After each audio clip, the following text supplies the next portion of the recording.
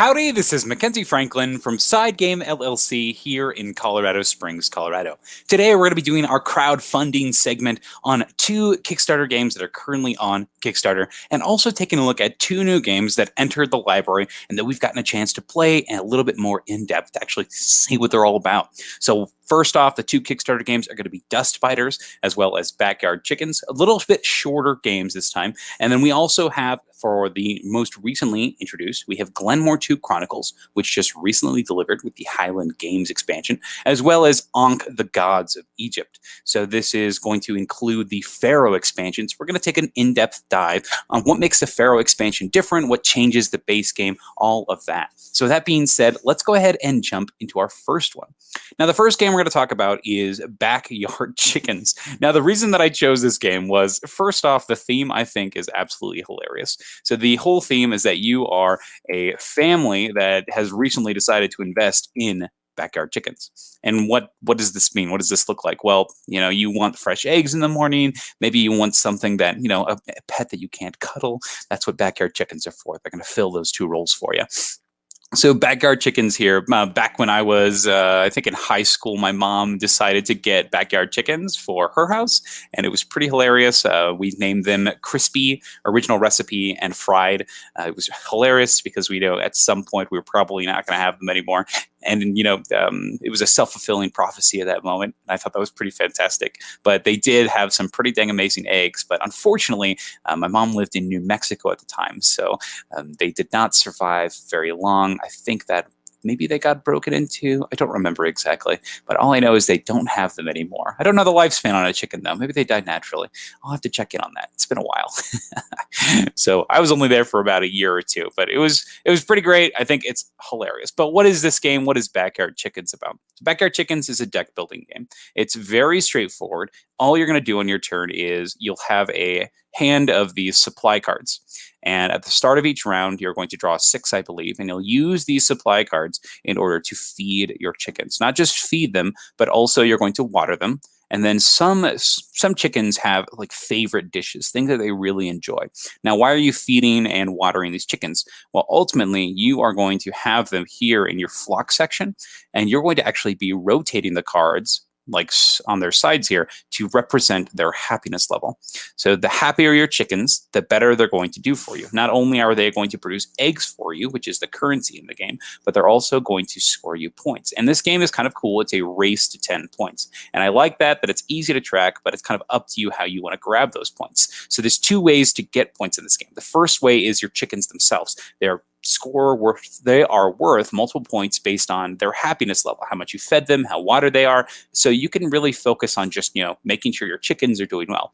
The other way that you can earn points is to generate enough eggs. And every turn you'll have a buy phase opportunity. And during that buy phase, you can spend eggs on either new upgrade cards, or you can use them to buy just straight victory points. So I like that kind of twist. I love that everything is using one currency as opposed to multiple currencies, like one for points, one for buying stuff. So I really like that. I think that's cool. It adds a tense decision of, do I go for points or do I go for upgrades? And I think that's pretty sweet.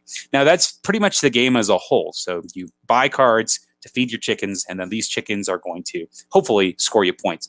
First person to get to 10 wins. But this can add with some you can have some bumps in the road. Now, first off, the bumps in the road can just be the deck building as a whole. When you're playing, you could potentially draw a hand that doesn't have enough water that you might need, and all of a sudden all your chickens hate you. They're not going to be worth any points. So that could be a problem. The other thing that can happen is you can decide to play the advanced version of the game, which includes event cards. And these event cards will do either positive or negative things. So you have some choices on how you want to play the game. If you want it more straight-laced and more strategic, there's going to be randomness regardless, because that's just how deck building works and that flotating, rotating market. So you have lots of choices on how you want to customize the game. But those are kind of the choices here in Backyard Chickens. So very straightforward, very simple game, but it's one that I thought the theming was hilarious. I think the artwork is pretty fantastic. Just take a look at these guys. I think that they are so funny. I love how they all have different names. There's a game that I played recently where you are racing horses, and one of my favorite things was that the different horses all had their own unique names and the ways they worked. And this one's very similar. So do you get Doris? Do you get Sophia? And I like how they actually show you what the different types of chickens are. I think it's pretty charming, this game as a whole. I think the artwork is hilarious, and they really are, focusing on just making a premium product. There's no additional, Kickstarter goals. It's all here. This is the product you're getting. You're getting the cards, you are moving them, you are manipulating them. The tokens are very straightforward. There is a solo mode, which is pretty sweet. So that way, if you do want to just play this all the time, you can. You can have your own personal little chicken farm. I think it's hilarious. I really think that this one looks fun. But once again, there's no real reason to get it on Kickstarter other than to make sure that it gets pledged. So right now, this one is sitting at 12,000 out of their 15,000 goals. So if this is a game that you want to play, yes, you could wait for it to hit retail, but we are not sure if this is even going to hit retail because it's not at 15,000 yet, and we don't know their future plans or if they have any ties for that. So you're missing about $3,000. So if this is one that you want to try, go give it a look, see if this is something that you're looking to support. Otherwise, then we have no idea if this will even make it. But I thought this one was really funny, and I like the theme. I think it's hilarious, and the artwork really does it for me. I think Backyard Chickens looks like a lot of fun. Now, that being said, let's go ahead and jump onto the next game. And this next game is going to be a small card game. Now, I really enjoy small card games. I think that if you can put an entire big game into a small box, I love that. And I love using cards to kind of abstract things out. For example, one of my favorite games is Arkham Horror, the card game. And I love the way that game just uses cards, and that's so cool. It uses a couple tokens here and there for like health and whatnot, but mostly it's just cards. And whenever I do dabble a little bit in game design, I really like making just one single card decks. I find they're extremely easy to pull out and play with. I like the ideas of things like A Glory to Rome, where you're sliding the cards in different ways and using them. I really like that system. But Dustbiters here is a completely different game where instead of, modifying the cards and using them, you're playing in a single row. And these rows of cards have you chasing and outrunning a storm. So this one is really straightforward. You're going to have an entire deck that's just cards. And with these cards, you're going to be putting them in a line.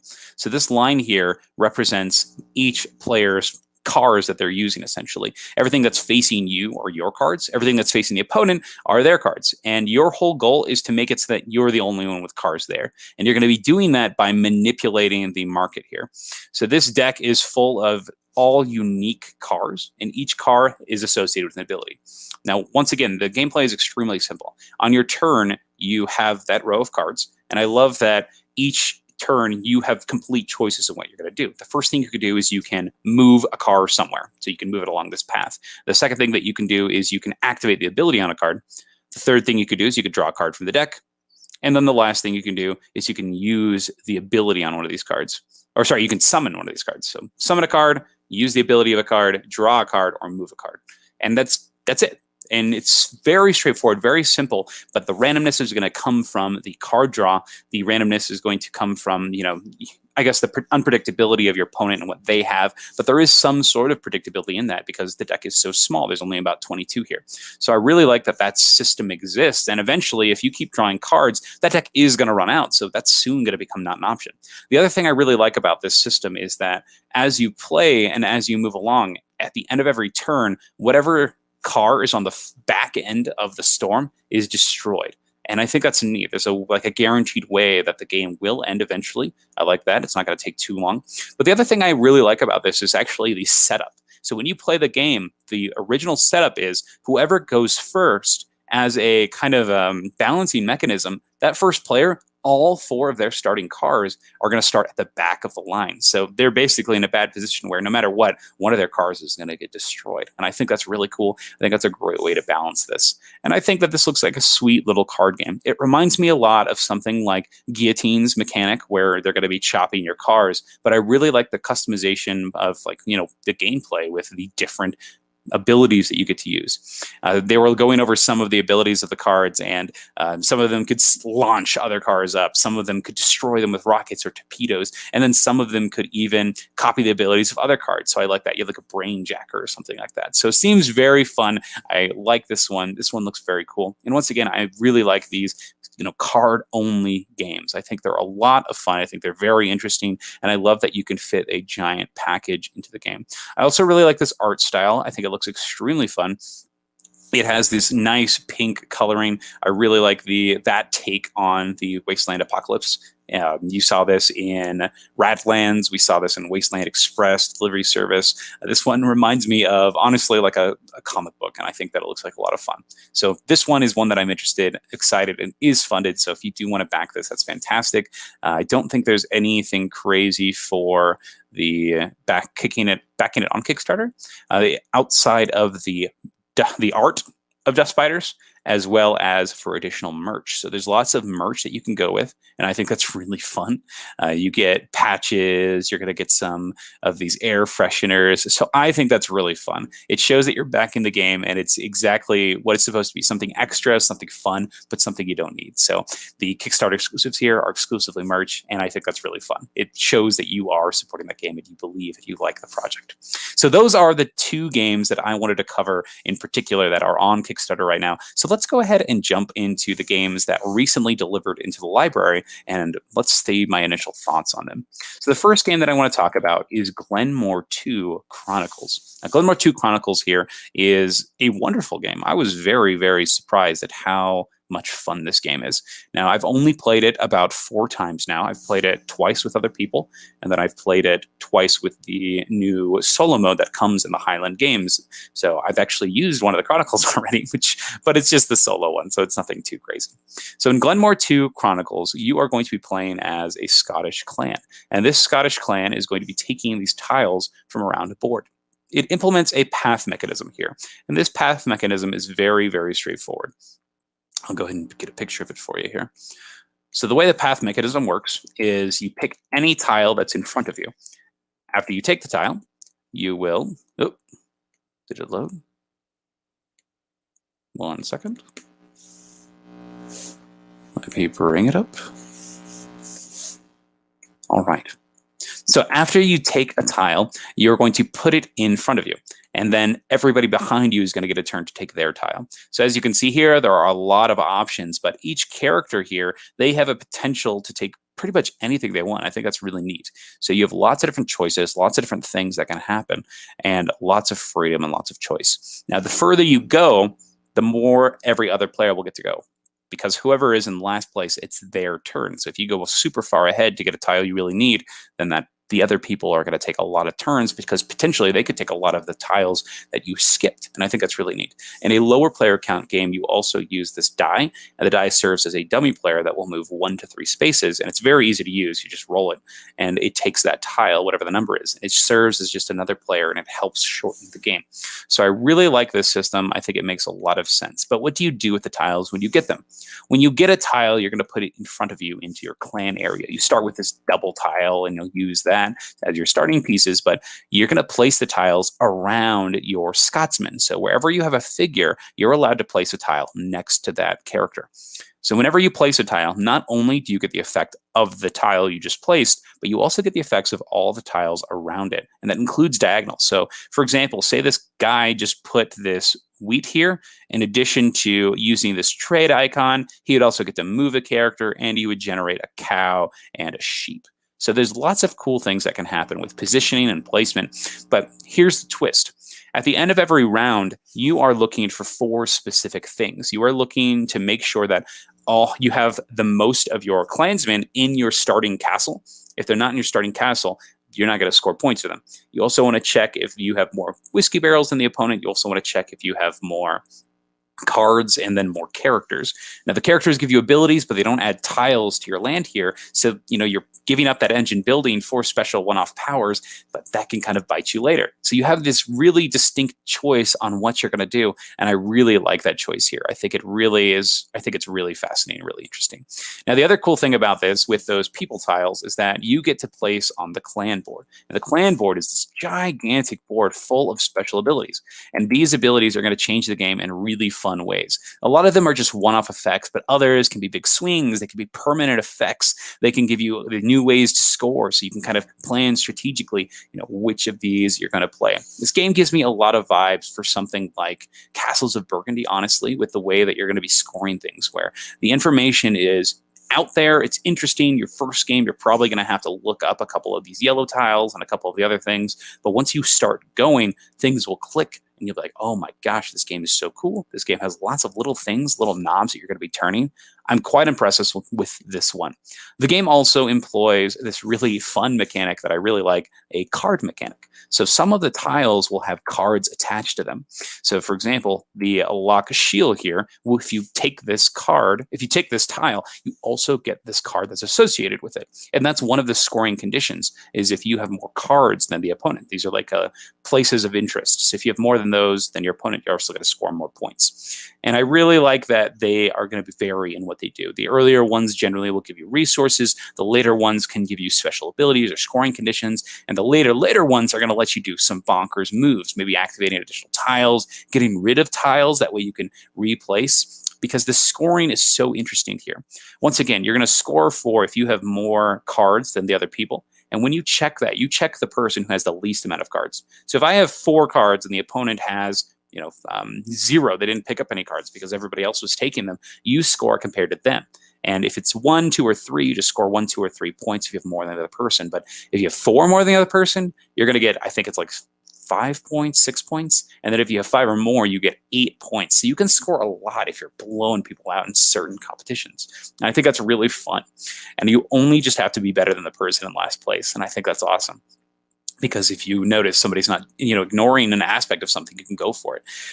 But at the very end of the game, you also will lose points based on the size of your clan's kingdom. So I think that's really interesting as well. The more engine building you've done, the more points you're going to lose. Now, I think it's probably fine. In the games that I've seen, losing points has not been that big of a deal, because generally you're going to be generating so many points off of these tiles that I don't think it matters that much. I think it's a bit of a balancing mechanism, but I don't think it's something that you need to really painstakingly worry about, is losing those extra points, because generating like additional 4 or 3 tiles is going to be pretty insane when it comes to value. So I really like that. And I think it's a healthy balancing mechanism, but it's not one that's going to completely destroy your game. And I like that feeling.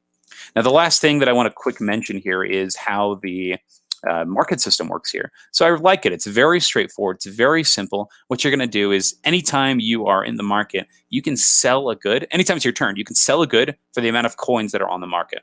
So if there are a whole bunch of wood there and people have kept on buying wood, you can take that 3 stack of money to sell the wood, so you lose the resource. And you can do as much as you want.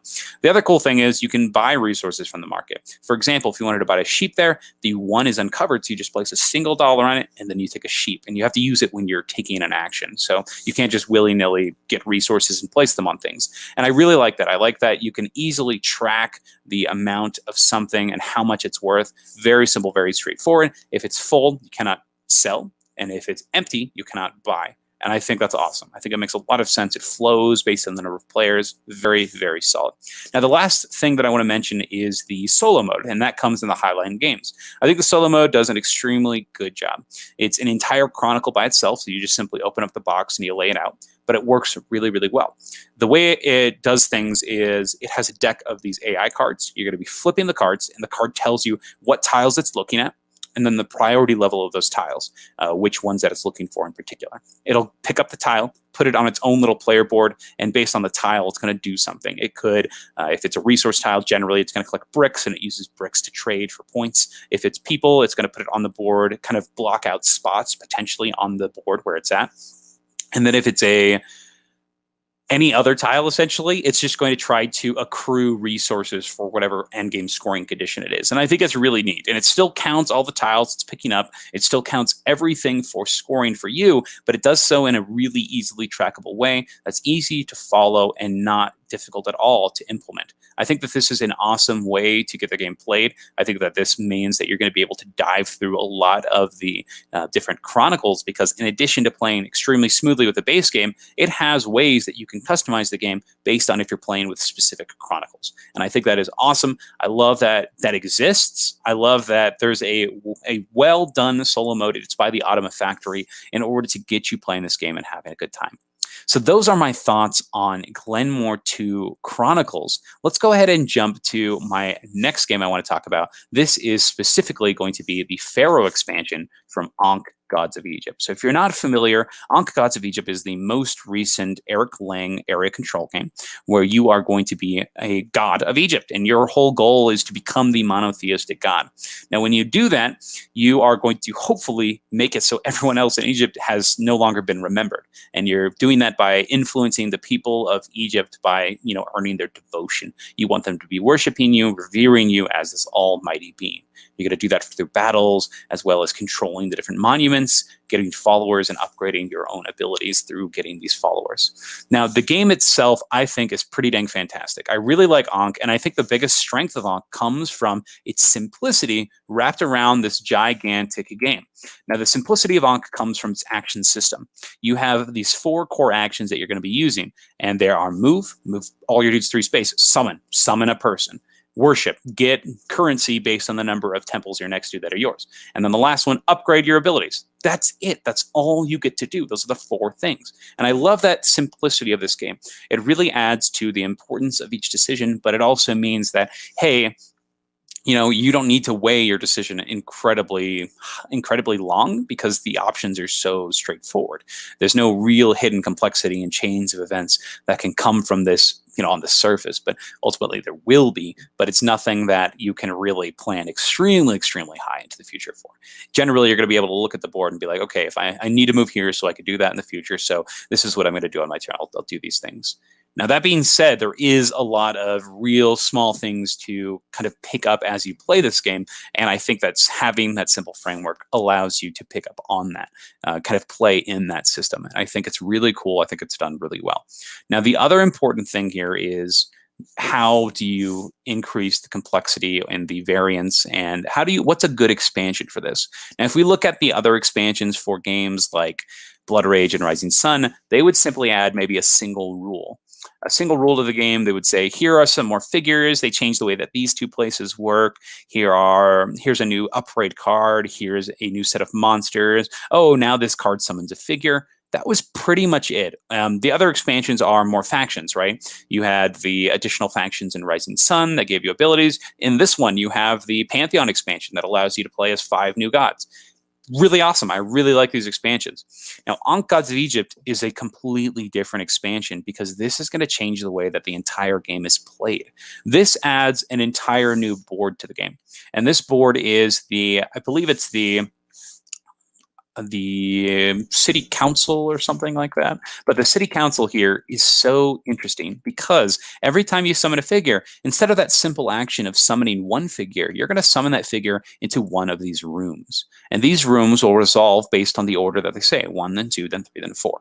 Each of these rooms here has an ability associated with, but you only resolve the rooms at the end of each build monument turns. So somebody takes the build monument action on the event board, and then you resolve this ability. So it adds a little bit of length to the game, because you have to resolve each of these steps during each of those build monument phases. But what do the rooms actually do?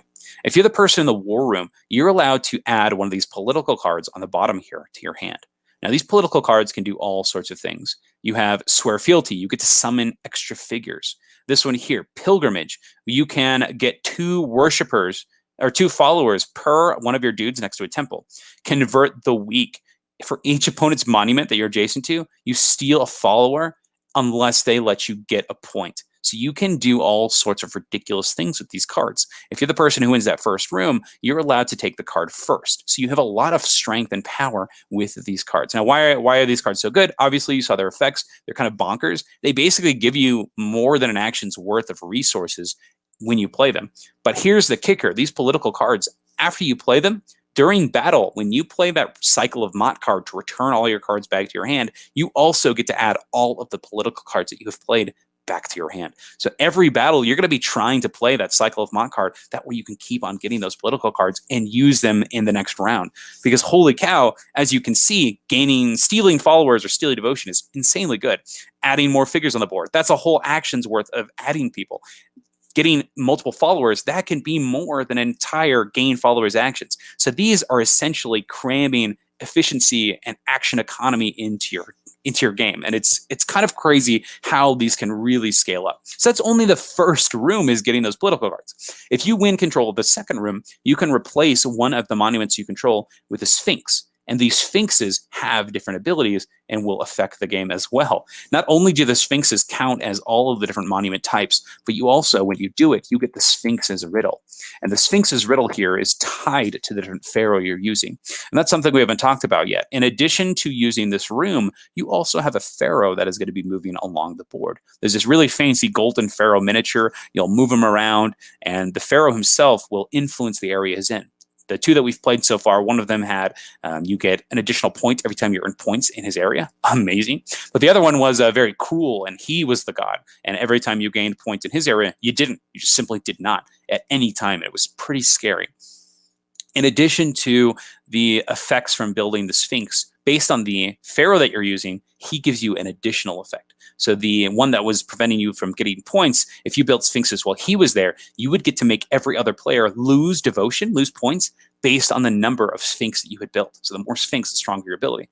The other one, I believe it was Amenhotep. Amenhotep's ability was, if you built Sphinxes, you got to draw a card, one of those political cards from the top of the political deck, and then keep one. And the more Sphinxes you had, the more cards you drew. So there's a lot of variance with those different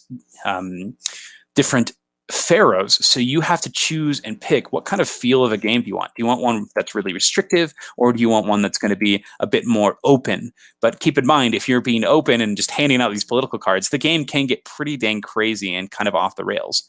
Now, as I said, the simplicity of this game comes from those actions, but if everybody is drawing these action cards, then potentially that can make the game go insane, because you have a lot more to track, a lot more to remember, and a lot more things that could potentially happen from turn to turn. Now, the third room here is very straightforward. You get another one of these cards, and they do not refill between rounds. You have to pick one, add it to your hand, and then you get 2 followers. And the last room is going to simply give you the last card, but you also get to move the Pharaoh. And that's pretty dang important, because when you move the Pharaoh, you determine where that Pharaoh's ability is going to influence. And that could be huge. Say you have an area that has just a bunch of monuments. You want to get that Pharaoh, if he's preventing points, you want to get him out of there. Or if you have an area that's scoring a bunch of monuments and you're playing with the Pharaoh that gives you extra points, get him in there. And so earning control of these areas is huge. It adds an additional area that you are trying to control based on either the powers of the political cards or the power of the Pharaoh. So very interesting choices here. Now, the last thing that I want to add here is, how are these rooms resolved? How do you check who has the most control? The way that you check the control is the number of priests there. As I said in the summon action, not only do you get to summon a character on the main board, but you also get to summon a character in one of these priests' rooms. And at the end of that build monument phase, whoever has the most characters in each room gets to trigger that ability. If there's a tie, though, whoever is in the last place, lowest on the devotion track, they are going to get to use that ability of the room. And then that person who triggered the ability clears all their figures from that room. Now, this is really interesting because of 2 ways. It's a good catch-up mechanism. If you're losing, you are going to get priority on these additional actions. Very cool. The other interesting thing is, if you win, your characters are cleared. And so that kind of brings the competition to everybody else who's in the room. And I like that. I like that you don't lose everything if you lose the control of that. I think that's really well done. Now, that being said, you can also move the characters that are in this room from room to room. You can have them jump around, and I think that's really neat. When you take a move action, you can also move all your priests. So it adds a little bit more complexity and thought to that move action. Now, overall, I think this game does not need this expansion. I think that the game on its own is very, very good. I don't think it needs this. But this expansion will change up the game drastically. So if it's something you want to try, if you want something different from your game of Ankh, this might be what you're looking for. I think that the political cards are extremely powerful. I think that they allow you to do some ridiculously powerful and dumb stuff, and I think that's fun in games. I really like when you're able to do clever card play. You're able to make combinations of powers. You're able to evaluate cards and use them as you see fit. I love that choice of picking from rows and picking the order in which you want to take things based on the additional effects you want. I think that's a lot of fun.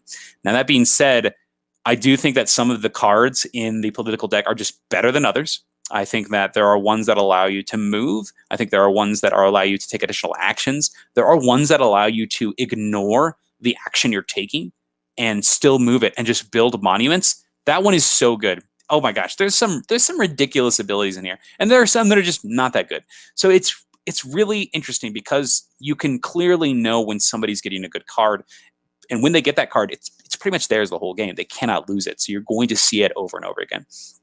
But I do like this one. I think it's fun, but I don't think you need it at all. It does dramatically change the game. It's an expansion that is, if you're playing with it, you are fundamentally changing everything. So keep that in mind when you play and pick up the Pharaoh expansion. There is a lot of cool in here, but I think there's a whole bunch of variability, accessibility, and cleanness to the original game that I think that this one loses out on. So those are my thoughts on the Pharaoh expansion. A good time, but a completely different time than the original Ankh. So those are my total thoughts. And that's everything for today. That's all of my thoughts on these upcoming Kickstarters, Backyard Chickens, and oh man, I already forgot the name of it. Backyard Chickens, and it was the one that was in the Apocalypse Wasteland. I forget the name of it. Dustbiters. So Dustbiters. Dustbiters, Backyard Chickens, and then the two games that I have played recently that just came into the library. That's the Pharaoh expansion for Ankh, as well as the Glenmore II Chronicles. Now, Glenmore II Chronicles has blown me away. I'm very excited to continue diving into that. I think that it's just a blast. I really do. I'm pretty dang thrilled with this as a whole. The other thing that I'm really excited to is we received Arena of the Contest. So Arena of the Contest is now in the library. I'm going to be playing the competitive version today and just trying out a bunch of different modes, and that's the goal. We put up our organizing video recently on it, and people have found it very helpful, so that's great. That one was a really difficult one to organize because there wasn't a lot of information on where exactly to put the pieces or how to use it, especially if your cards are sleeved, and they give you sleeves in the Kickstarter, so it was kind of funny how to organize all of that, but very excited to go through it. I'll leave out the space here for maybe another 2 minutes if you have any questions or anything you'd like to know this morning. But I do appreciate you being here this morning and joining in on the conversation. So I'll leave it up for a couple more minutes if you have anything you'd like to know before we close out.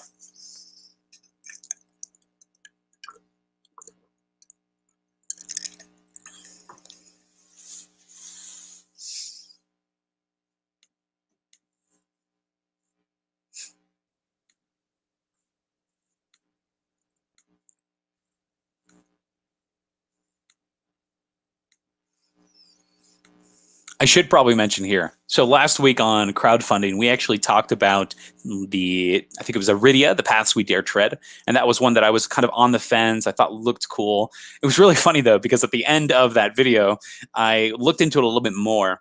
And I started noticing things that I really enjoyed from other games. One of the things that I really thought was really neat was the combat system. It reminded me a lot of the combat system of Sleeping Gods. And I thought that was really, really cool.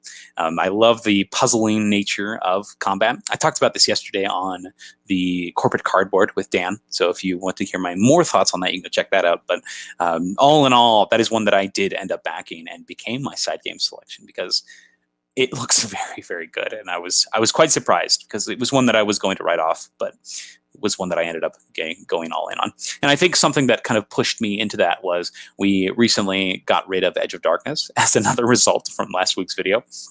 We decided to give it a try and ended up just completely passing on it. So we were able to save some funds from backing that new Edge of Darkness Kickstarter. And then we also sold Edge of Darkness, so we received a lot from that as well. So that was good. We could turn that into the Arydia game. So pretty fun. And that's basically what happened last week.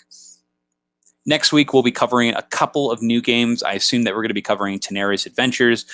Hopefully, I can cover the cooperative and the competitive mode, so that way you get a little bit of both sides. And then I'm not sure if anything crazy is going to be on Kickstarter in this next week. The biggest thing is probably going to be the Tenaris RPG. and they are doing this really cool giveaway video. I think you need to take a look at that. You have to kind of do it beforehand. So if you're watching this now, go check it out. There's a couple of notable creators that have kind of created content around this. The one that I saw it from first was King of Average. So if you go check out his videos, you could win potentially 3 games, whatever you want. However, the Tenaries game is a RPG game. So if you are not interested in RPGs, unfortunately, like myself, I don't really play RPG games, then this might not be something that you're quite interested in. But it does use the Arydia the Contest universe and that whole Tenaries world. So it might be something you're interested in, but also something that you could definitely just hard pass on if you're not into the RPG aspect, because it does use the 5th edition Dungeons & Dragons rules to bring this world to life.